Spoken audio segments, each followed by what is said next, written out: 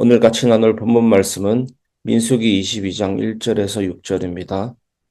이스라엘 자손이 또 길을 떠나 모압 평지에 진을 쳤으니 요단 건너편 곧 여리고 맞은편이더라. 십볼의 아들 발락이 이스라엘이 아모리인에게 행한 모든 일을 보았으므로 모압이 심히 두려워하였으니 이스라엘 백성이 많음으로 말미암아 모압이 이스라엘 자손 때문에 번민하더라. 미디안 장로들에게 이르되 이제 이 무리가 소가 밭의 풀을 뜯어먹음 같이 우리 사방에 있는 것을 다 뜯어먹으리로다 하니 그때의 십볼의 아들 발락이 모압 왕이었더라. 그가 사신을 보올의 아들 발람의 고향인 방가 부돌에 보내어 발람을 부르게 하여 이르되 보라 한 민족이 애굽에서 나왔는데 그들이 지면에 덮여서 우리 맞은편에 거주하였고 우리보다 강하니 청하건대 와서 나를 위하여 이 백성을 저주하라. 내가 혹 그들을 쳐서 이겨 이 땅에서 몰아내리라. 그대가 복을 비는 자는 복을 받고 저주하는 자는 저주를 받을 줄을 내가 알미니라. 아멘.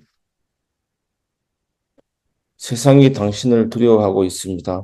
영적 자부심을 회복하십시오라는 제목으로 말씀을 같이 나누도록 하겠습니다. 우리는 지난 장에서 이스라엘이 광야의 가장 강력한 대적들이었던 아모리 왕 시온과 바산 왕 옥을 단숨에 무너뜨리는 위대한 승리를 보았습니다. 이 아모리 왕 시온과 바산 왕 옥은 거인 족속들이었습니다. 어마어마한 군대들이었습니다. 이제 이스라엘은 가나안 땅이 바로 건너다 보이는 모압 평지에 진을 쳤습니다. 요단강만 건너면 드디어 약속의 땅입니다. 아모리 왕 시온과 바산 왕 옥이 살고 있던 그 지역은 요단 동편, 즉 요단 건너기 직전 전의 사람들이었습니다. 이 요단 동편의 지역도 르벤 지파를 포함한 두 지파가 거주하게 됩니다. 오늘 본문 3절은 오늘 본문은 이스라엘이 모압 평지에 도착하자마자 그곳을 원래 차지하고 있던 모압 백성들과 그들의 왕 발락에게 엄청난 두려움이 임하게 됩니다. 오늘 본문 3절은 모압이 이스라엘 백성이 많음으로 인해서 심히 두려워했다라고 표현하고 있습니다. 이스라엘 자손 때문에 번민하였다라고 기록합니다. 우리는 종종 세상 속에서 스스로를 작고 초라하게 느낍니다. 나 같은 사람이 세상에서 뭘 할 수 있겠어? 라며 위축하곤 합니다. 그러나 오늘 본문은 놀라운 영적 반전을 보여줍니다. 세상이 오히려 하나님의 백성을 두려워하고 있다는 사실입니다. 오늘 말씀을 통해 우리가 회복해야 할 영적 자부심이 무엇인지 함께 나누겠습니다. 첫 번째, 하나님이 함께 하시는 성도는 세상에 두려움을 주는 존재입니다. 1절에서 3절. 모압 왕 발락과 그의 백성들은 이스라엘이 아모리인에게 행한 바산 왕국이 행한 모든 일을 보았습니다. 키가 3m 이상 되는 어마어마한 거인 족속들을 무너뜨리는 것을 보았습니다. 그것도 골란고원 아주 고지대 지역의 족속들이었습니다. 위에서 아래를 공격하는 것이 쉽지 않습니까? 그래서 성을 쌓고 토산을 쌓기도 하지 않습니까? 밑에서 위로 올라가는 건 쉽지 않지만 거인 족속과 고지대 지역을 꺾었다는 것은 놀라운 하나님의 통치입니다. 이스라엘은 거저 광야를 헤매던 모압 지졸인 줄 알았는데 당대 최고의 군대를 단숨에 격파해버린 것입니다. 그래서 모압은 공포에 휩싸였던 것입니다. 다른 족속이 아니고 아모리와 바산을 꺾었다는 것은 엄청난 공포감을 줄 수가 있는 것입니다. 하나님의 교회가 부흥하고 전진할 때 세상의 권력자들은 이렇게 본능적인 두려움에 직면하게 됩니다. 이것이 우리가 기도해야 될 이유, 세상의 소금과 빛으로 나아가기 위한 기도를 해야 되는 이유, 분기별 전도의 이유가 될 수도 있습니다.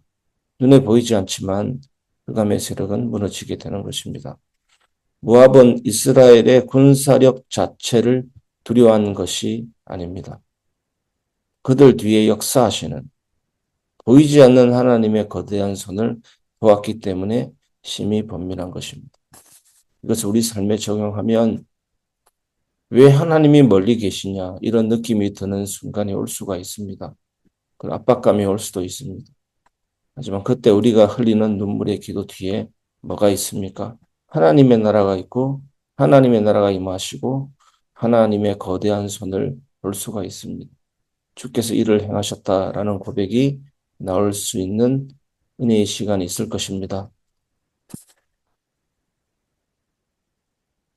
기억하십시오, 여러분. 세상은 우리의 외모나 재산의 크기를 두려워하지 않습니다. 우리 안에 계신 예수 그리스도, 우리와 함께 하시는 하나님의 영광을 두려워합니다. 우리가 말씀대로 살려고 몸부림치고 기도의 자리를 지키며 거룩하게 전진할 때 세상은 본능적으로 영적인 중압감을 느낍니다. 내가 얼마나 대단한 신분인지를 깨닫고 세상 앞에서 당당하게 어깨를 펴는 영적 자부심을 회복하시기를 바랍니다. 요셉은 어땠습니까? 하나님이 함께 하심으로 형통한 자가 되었다. 형통이라는 단어는 히브리어로 찰라흐라는 단어입니다. 앞으로 나아가다, 발전하다. 세상이 볼 때는 정체된 것 같고 겉으로 볼 때는 노예 감옥이라는 이 코스가 엄청난 더 이상 실패라고 할 수도 없을 만큼 완전히 망가진 모습으로 보여졌습니다. 하지만 그 내면은 어떻습니까? 하나님이 함께 하시고 섭리하시고 통치하심으로 하나님의 일을 이루어 나가는 것입니다. 그래서 여호와께서 너와 함께 하시도다. 그것을 주변 사람들이 보았지 않습니까? 요셉의 인생에서. 그래서 우리는 요한복 14장 21절 말씀처럼 그의 나의 계명을 지키고 사랑하는 자야 자라야 내가 너를 사랑하는 자 하나님을 사랑하는 자니 아버지께서 저를 사랑할 것이요 또한 나도 그에게 나타내리라고 말씀하셨습니다. 우리가 말씀 묵상과 기도할 때 하나님이 함께 하심을 경험하게 될 것입니다. 두 번째, 세상의 연합과 얄팍한 꾀는 성도의 전진을 막을 수 없습니다. 4절에서 5절. 공포에 질린 모압 왕 발락은 혼자 힘으로 안 되니까 어떤 방법을 취합니까? 평소에는 그리 친하지도 않았던 미디안 장로들을 찾아가 동맹을 맺습니다. 불안하기 때문입니다. 이 무리가 소가 밭에 풀을 뜯어먹음 같이 우리 사방을 다 뜯어먹으리로다. 이렇게 말합니다. 그리고 저 멀리 유브라데 강가에 사는 영매이자 주술사인 발람을 돈으로 매수하기 위해 사신을 보냅니다. 이것은 참 어리석은 방법입니다. 악인들은 하나님의 역사, 하나님의 나라를 막아서기 위해서 자신들의 모든 정치적, 영적 자원을 총동원하지만 그것은 하나님의 주권 아래서 결국 무력화될 뿐입니다. 아니, 우리 만약에 내가 숲속을 길을 걸어가는데 나의 길을 막기 위해서 엄청난 개미떼들이 모여서 막아선다고 되겠습니까? 흙으로 어떤 벽을 만들 수 있습니까? 어리석은 것이죠. 하나님은 창조자고 나머지는 다 피조물입니다. 토기장이 그릇 비유가 성경에 있지 않습니까? 어떤 것은 귀 있을 것을, 어떤 것은 천 있을 것을 만들 권한이 없겠느냐. 토기장이가 그릇이 마음에 안 들면 부수기도 하는 것입니다. 그럼 하나님의 주권은 우리 인생, 우리 인생의 중심축이자 테두리이자 그 안에 있는 모든 내용입니다. 하나님의 주권이 1차 원인입니다. 사람의 의지가 원인이 아닙니다. 하나님의 절대 주권이 1차 원인입니다. 그래서 얼마나 놀랍습니까? 모든 것은 하나님의 뜻대로 되어집니다. 하지만 인간에게도 자유의지가 있습니다. 인간도 자기 마음대로 합니다. 하지만 그 모든 것들을 통해서 하나님은 뜻을 이루십니다. 하나님의 뜻, 하나님의 주권과 인간의 자유의지는 상충되지 않습니다. 하나님이 바로의 마음을 강팍하게 하셨습니다. 하지만 바로가 스스로 강팍하게 한 것입니다. 그것을 통해 이스라엘은 출애굽하게 되고 결국 바울의 강팍함은 하나님이 징계하십니다. 하나님이 그렇게 하신 것입니다. 얼마나 놀랍습니까? 하나님의 주권, 하나님의 통치는 신비 중의 신비입니다. 발락은 눈에 보이는 군대뿐만 아니라 보이지 않는 영적인 저주까지 총동원하여 이스라엘의 발목을 잡으려 했습니다. 여러분, 우리가 대단한 결단을 하고 믿음으로 살려 할 때 세상은 사방에서 동맹을 맺고 우리를 압박해 옵니다. 그것을 한 단어로 말하면 뭡니까? 염려. 염려가 생길 수 있습니다. 생길 수 있지만 그 염려, 생각 자체는 죄가 아닙니다. 떠오를 수가 있지만 그 염려를 내 손으로 붙잡고 해결하려고 할 때부터 하나님은 주된 자리에서 밀려나게 됩니다. 주인된 자리에서.